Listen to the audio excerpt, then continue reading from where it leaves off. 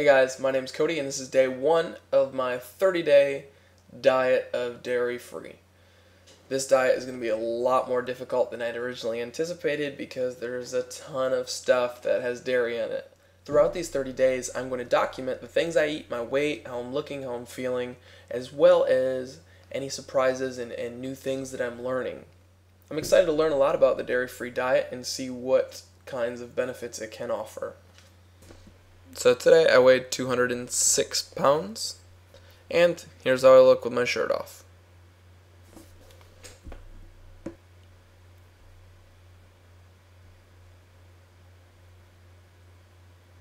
This morning for breakfast, instead of getting the bagel with cream cheese, I just got 2 sausage links, some fruit, and a banana.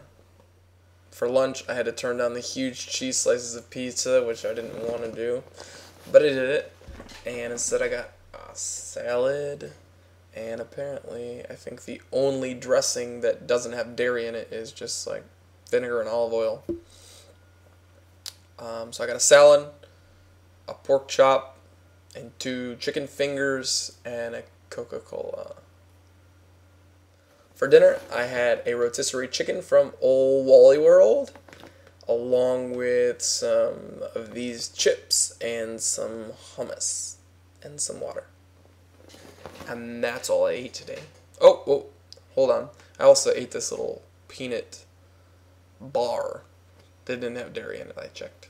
So now the first kind of educational thing that I'm going to talk about is the difference between having a milk allergy and being lactose intolerant. Because a lot of people interchange those terms as if they're the same thing, and in truth they're not the same thing.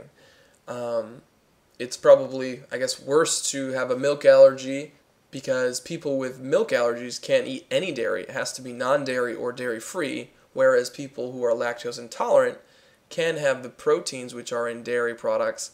They just can't have lactose. So most people with milk allergies actually have antibodies, which is basically just self-immunity. They're allergic to the proteins in the dairy products, which are casein protein and whey protein. So it really doesn't have anything to do with lactose. Lactose actually is a sugar, not a protein. And people who are lactose intolerant don't have the enzyme, which is another protein, necessary to break down that sugar. Because you can't absorb lactose as it is. Your body actually has to further break it down into 2 parts in order to make it absorbable for your body to use as a nutrient. There are 2 types of lactose intolerance. The congenital type, which you're basically born with. All of your life you know that you're lactose intolerant because since you're a baby, every time you eat milk, things with lactose in it, you have explosive diarrhea and it's not a good time. So you always know that you're lactose intolerant. These people, like I just said, always know it. However, there's another type of lactose intolerance, which is acquired lactose intolerance, which is lactose intolerance that comes later in life. These people sometimes are in denial about being lactose intolerant because, and this sort of argues towards the evolutionary changes in lactose in that originally before we were farming and we were raising cows all our lives, we only needed this enzyme lactase to digest the sugar lactose in dairy products when we were babies and we were drinking our mother's milk. After that, hopefully we stopped breastfeeding before we were 10, unlike some strange people.